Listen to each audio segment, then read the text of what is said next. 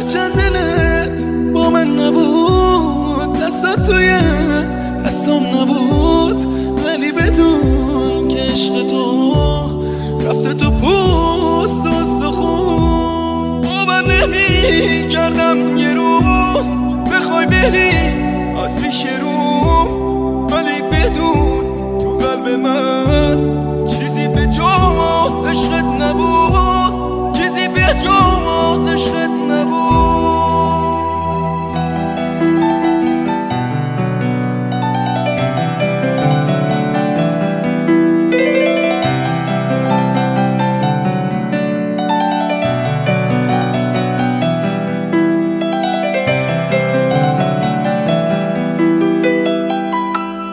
اگه روزی تو نباشی یا بری از من جداشی، میدونم که نمیتونی عاشقی دوباره باشی.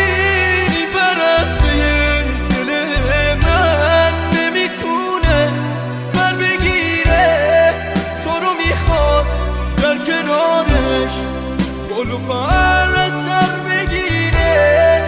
خیفه هر نگینه پشت ابرو نبینه، حیفه اینجا تک و تنها تو قفص بی کس بمونه، تو قفص بی کس بمونه. توی گوش من نمیره شعر تلخ این جدایی، چرا باید من بمونم با یه دنیا بی وفایی؟ من دارم دیوونه میشم، بیا برگرد بیا پیشم، بیا که من از غم تو میشکنم پژمرده میشم، میشکنم پژمرده میشم. دیگه چشماتو فراموش میکنم، دیگه بس میخوام تمومش بکنم. دیگه دستاتو میسپرم به خدا،